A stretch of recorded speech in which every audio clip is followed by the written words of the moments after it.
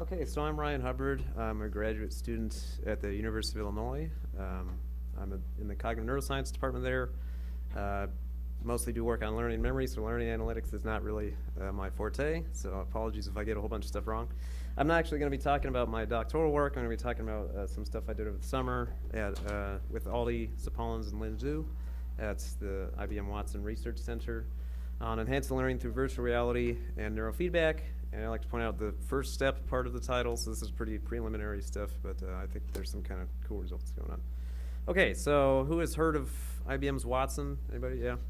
Okay, cool, a lot of people. Maybe some of you have heard of, Watson beating Ken Jennings at Jeopardy.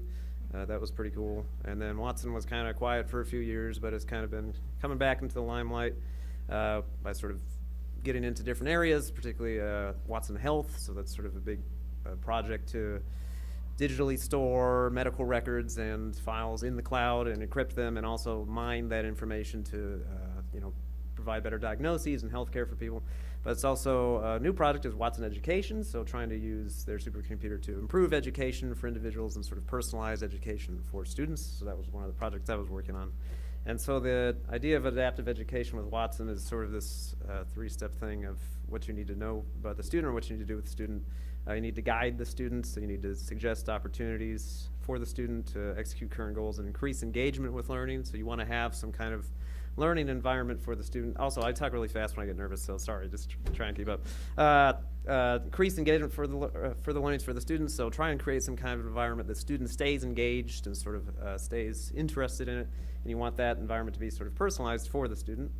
You got to know the students, you got to know what their knowledge is of what you're trying to teach them, but also sort of be up to date with them while they're in this learning environment. So get learner inputs, advisor meetings, and other sort of data points. So you want some sort of tracking of where the student's knowledge is at, either from feedback from the instructor or from some reading of what the student is going through during the learning process.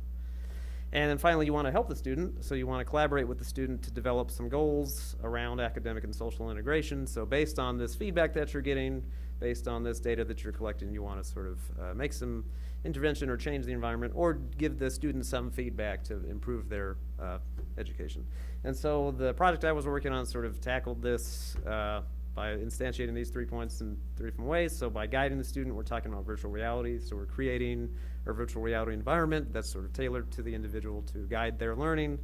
When we say know the student, we're talking about neurobiological recordings. There's lots of different physiological recordings you could do, but I'm specifically focused on EEG with this particular study.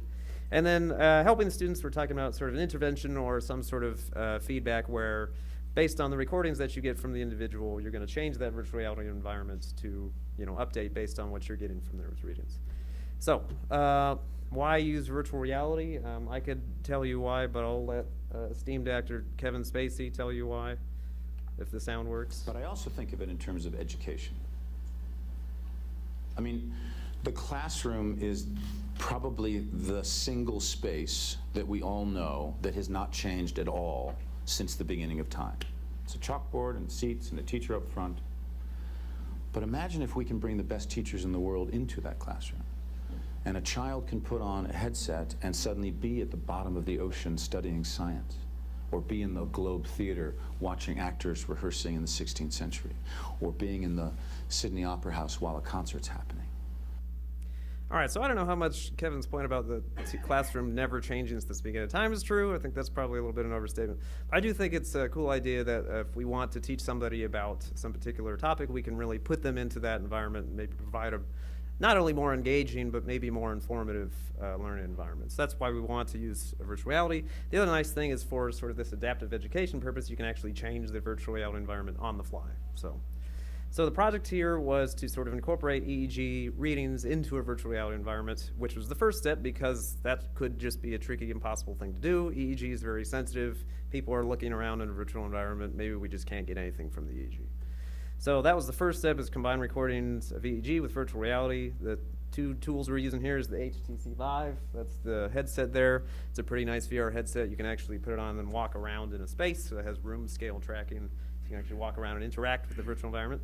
And this is the thing. Oh, using my mouse cursor, but you can't see that. So the Muse EEG headset is a consumer-grade EEG headset with 2 electrodes up front and then 2 electrodes on the side. Those are actually sort of conductive silicone, which is actually used for, they have like a meditation app, but we're using it just for the EEG data. It sits pretty nicely on the head. We'll talk more about this headset. This proved to be a little bit of a thorn in our side. But the good thing is the headset can actually sit right underneath the HTC Vive, so you can actually be in this virtual reality environment while we're recording your EEG, so that's pretty cool. And that actually works out pretty nicely. Next thing we want to do is program a little experiment so we could sort of test this stuff out and enter the EEG data right into the VR. So if anybody has ever played around in Unity, or if you've ever played a recent indie video game, you probably have heard of Unity, because most games are programmed in Unity these days. This is sort of the system that a lot of folks use to program things in virtual reality, and this is all done in C#. So I programmed up an experiment, and actually you can get the data from the EEG right into Unity, so you can do stuff with the EEG on the fly in your virtual reality environment, which is really cool. And the last thing was to actually try to identify some components of sort of successful learning, or at least try to see if we can get some EEG components that differentiate learning while you're in a virtual reality environment, or if the EEG data is just worthless. So the little experiment that we made here is kind of a working memory task. I'm going to play a little video here. It's going to be me going through this task on the right here, and then sort of what I'm seeing in the virtual reality environment on the left. So I'm going to start this up. And what you're going to look at here is there's these spheres will pop up. They'll change colors. I have to try and remember those colors, and then they'll turn gray. There's a delay. And then the floor will change to one of those colors, and I have to respond with which sphere was that color. So it's basically a visual working memory task where I have to try and remember which color was where. And it's actually adaptive, so after a certain period of time, if you get a number of trials correct, your working memory load will increase, so that'll actually go up to 4 at a certain period of time. And you can see on the right, this is now transitioned into EEG data. So I'm actually wearing an EEG headset while this is going on. We're actually getting EEG data while this is happening. And it looks not bad. There are some little spikes in there occasionally, but it doesn't look like complete noise, which is good. That's nice. One other thing I forgot to mention is we also had people do this task just sitting in a chair with a mouse as sort of a baseline to see if we can actually get some neural signal outside of the VR, and if we go into VR, if it's just worthless.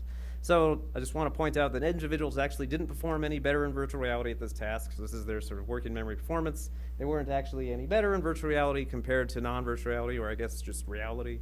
But that's okay. We weren't really expecting them to, and this is a pretty simple task. It's usually the case that you only really see improvements in virtual reality with more complex tasks that are more hands-on and have more of a complex nature to them. This is a pretty simple task, and we're more interested to see if the EEG VR thing kind of works out. So that's what I'm going to talk about next. A recorded EEG during that task. Can we predict some future memory success from brain activity during learning? So what I mean by that is we have EEG activity when they're looking at those spheres, when they're colored, and then they're trying to remember those things. Can we use that activity from the brain during that period to predict whether they're going to make a successful judgment during the memory judgment? So the way we're looking at that is just in the average at first. So I'm talking about event-related potentials. Anybody ever heard of that? Event-related potentials? No? Okay, one person. So this is basically just averaging a bunch of trials. EEG is very noisy. Let's see if I can get my little laser pointer here. So on any given individual trial, EEG will be quite noisy. You move your head and you blink or something like that. But if you average those trials together, you get a bunch of trials and an average across them. Those elements of noise will kind of wash out in the average, and the electrical activity that's related to the event of interest, the event-related potential, will come through in the average, and you can sort of identify some components of this waveform that might be related to the process, related to the sort of cognitive process of interest. So that's what an event-related potential is. It's just basically averages a bunch of trials, and then we average across subjects to sort of get a grand average event-related potential.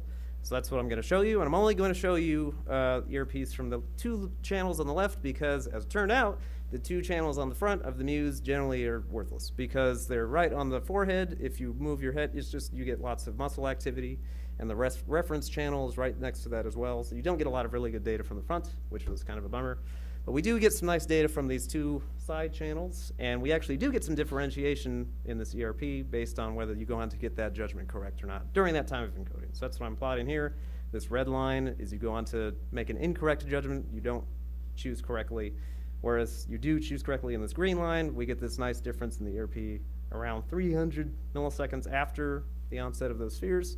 And that appears and shows up in both of these left and right channel, and those are statistically significant differences. So that's pretty cool. So we do get some sort of signal, at least in the average, which is pretty nice. Another way to look at your data, how am I doing on time here? Doing okay. Another way to look at this data is to look at oscillatory signals. So some of you may know oscillatory neural signals are important for cognition in sort of different frequency bands, such as alpha, beta, theta, all those different things. We've related those over the literature to different areas of cognition. So alpha oscillations are related to attention, theta oscillations related to learning and memory, all these sorts of different things. You're not really able to capture oscillatory signals in the time domain averaging, what I just showed you, where you sort of average across a bunch of trials. So what we're going to do is we're going to do a time frequency analysis where we first transform the EEG data into the spectral domain or into the frequency domain and then average across those trials. I'm going to show you what I mean by that. So when you have some trials of data and you have these two alpha bursts going on here, these two 10 Hertz oscillations, when you average across these trials, all these things are phase locked, meaning they're sort of aligned in time. So when you average across them, they actually show up. But in this case, these aren't aligned in time, so this peak lines up with this trough. This peak, so this peak sort of lines up there, and when you average across these signals are going to sort of just wipe out on the average. Whereas if you first transform this into the frequency domain and then average across that, then we can actually get this frequency information. So that's what we're going to do next, to try and look at sort of this oscillatory signals, see if there's any difference there. This is where we get into sort of the preliminary data, because this is with 12 people. We kind of usually want more people for that with spectral analyses, but we do get a little bit of interesting information here. So these are a little bit crazy, so I'm going to walk you through these plots. This is time on the x-axis here. 0 is when the stimuli showed up. And this is frequency on the y-axis from 0 to 60 hertz. And the color represents when you have more power or less power in that frequency. So I can say at this time, at this frequency, there was less power because it's blue. So what we can show here is two important things. You have a decrease in alpha power when you are more likely to go on to, or when you go on to get that thing correct, when you get that memory judgment correct.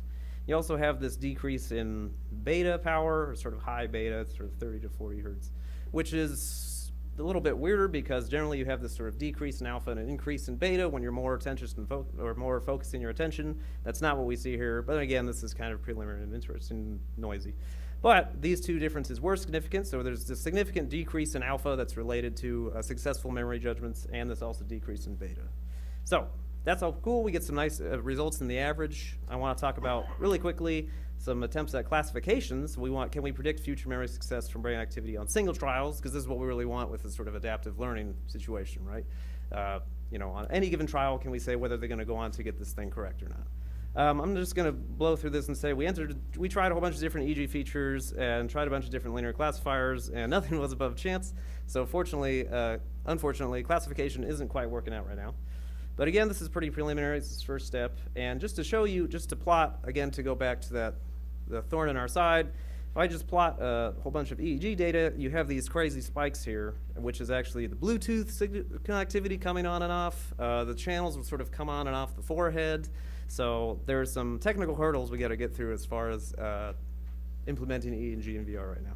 Well, it'd be nice if we could actually have sort of an integrated system, EEG and VR, so it's actually on the headset, but we don't have that right now. But what I can say is we do see those significant differences in the average at least, so there's at least something going on, we think. Okay, and it's at least kind of a cool step towards a real-time adaptive VR classroom where people are actually in some learning environment in VR. We're collecting their EEG data, and we have some classification algorithm that's able to tell us sort of where they're at in their learning state, or if they're going to be able to remember this information later. So that's all I got. Thanks very much.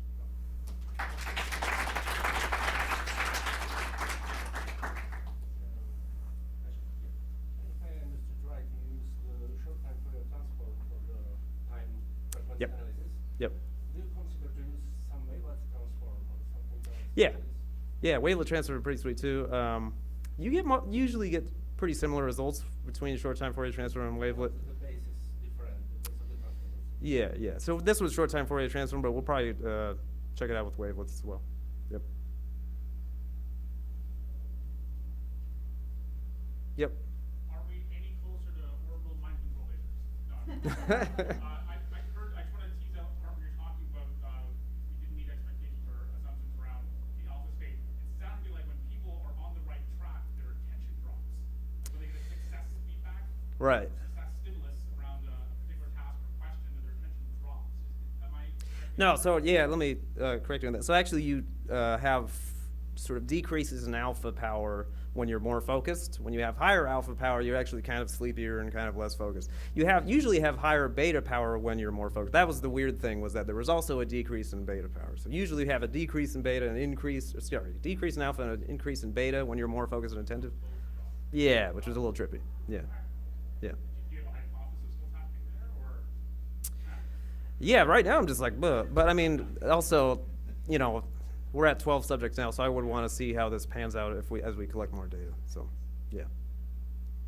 Yep. I think VR is very interesting data source for education, but some people's concern about the human factor for younger students. Right. Below the 17 years or 15 years old. So is there any noisy information from which is related to the human factor, some motion sickness, something like that? Oh, is there information we get from the EEG as far as sort of emotion and things like that? I don't know. I mean, I think there's other physiological recordings that would definitely be helpful for that. So you can get like heart rate or GSR or things like that to sort of see how, if people are getting sort of nervous or anxious or aroused. And what's the other one? Sweat rate. You can actually, there's sweat meters now, which you can sort of measure. So that would be combining those things together in sort of one system would be a nice way to sort of make sure we're getting this EEG recording, but also making sure we're not stressing anybody out. And if they start getting stressed out, we can, yeah. Does that answer your question? Okay. Okay, cool. No questions? So thank you again. Cool. Thanks, guys.